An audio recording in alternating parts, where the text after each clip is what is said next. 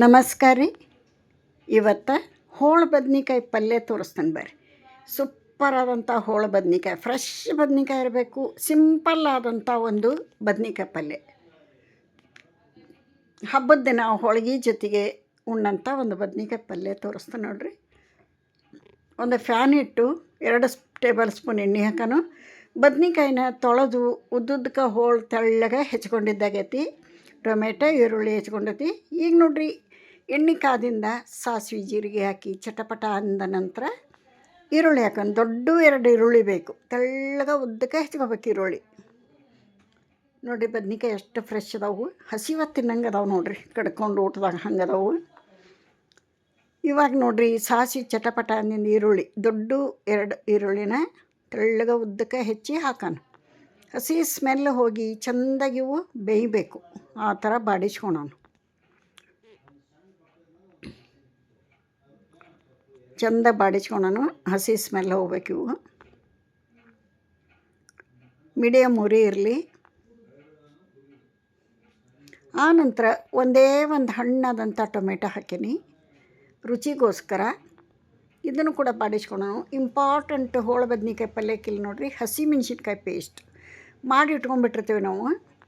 ಹಸಿ ಮೆಣಸಿನ್ಕಾಯಿ ಪೇಸ್ಟ್ ಅಂದ್ರೆ ಹಸಿ ಮೆಣಸಿನ್ಕಾಯಿ, ಕರಿಬೇವು, ಕೊತ್ತಂಬರಿ, ಬೆಳ್ಳುಳ್ಳಿ, ಜೀರಿಗೆ ಹಾಕಿ ಇವನ್ನ ನೀರು ಹಾಕ್ಲಾರ್ದ ತರಿಯಾಗಿ ರುಬ್ಬಿಟ್ಕೊಂಡಿರ್ತೀವಿ. 8 ದಿನವರೆಗೂ ಪಲ್ಯಕ್ಕೆ ಯೂಸ್ ಮಾಡ್ತೀವಿ. ಖಾಲಿಯಾದಾಗ ಮತ್ತೆ ಮಾಡ್ಕೋತೀವಿ. ಇವಾಗ ನೋಡಿರಿ, ಹೋಳು ಬದ್ನಿಕಾಯಿ ಹಾಕತ್ತಾನೆ. ಈಗ ಹಸಿ ಮೆಣಸಿನ್ಕಾಯಿ ಪೇಸ್ಟು ಒಗ್ಗರಣೆ ಒಳಗೆ ಸ್ವಲ್ಪ ಬೆಂದಿಂದ ಹೋಳು ಬದ್ನಿಕಾಯಿ ಹಾಕಬೇಕು. ಈಗ ಇದಕ್ಕೆಲ್ಲನೂ ಹಾಕೋಣ. ಸಿಂಪಲ್ಲಾಗಿ ಮಾಡೇನಿ, ಏನೂ ಭಾಳ ಪದಾರ್ಥಗಳನ್ನು ಹಾಕಿಲ್ಲ ನಾನು. ಉಪ್ಪು, ಖಾರ, ಅರಿಶಿಣ ಪುಡಿ, ಗುರಳ್ ಪುಡಿ ಹಾಕಿ ಪಲ್ಯ ಮಾಡೇನಿ. ರುಚಿಗೆ ತಕ್ಕಷ್ಟು ಉಪ್ಪು ಹಾಕೋಣ. ಇದಕ್ಕೆ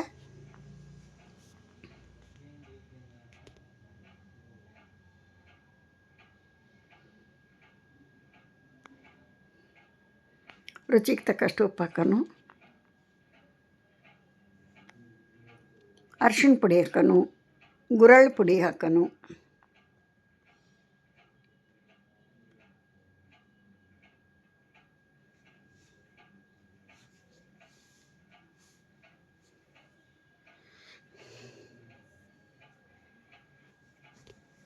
ಗುರಾಳ್ ಪುಡಿ ಇಲ್ಲದ ಉತ್ತರ ಕರ್ನಾಟಕದ ಅಡುಗೆನ ಇಲ್ಲಿ ನೋಡ್ರಿ, ಬೇಕೇ ಬೇಕದು.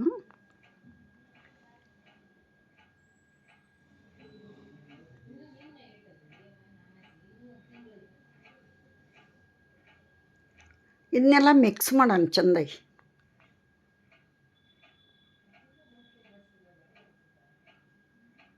ಕುದಿಯೋ ಮಟ್ಟಿಗೆ ನೀರು ಹಾಕೋಣ.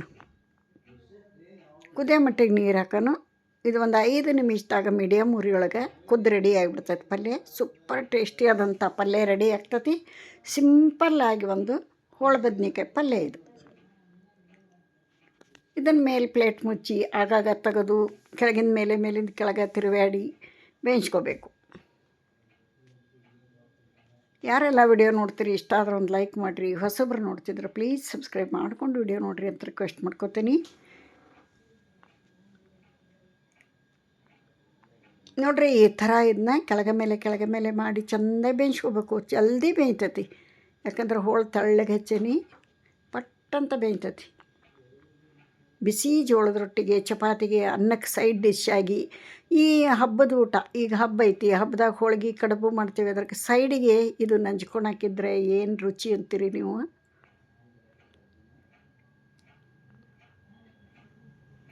ನೋಡಿರಿ, ಪಲ್ಯ ರೆಡಿ ಆಯಿತು. ಲಾಸ್ಟಿಗೆ ಕೊತ್ತಂಬರಿ ಹಾಕೇನಿ. ಇಲ್ಲಿಗೆ ವಿಡಿಯೋ ಮುಗಿಸ್ತೀನಿ. ನಮಸ್ಕಾರ.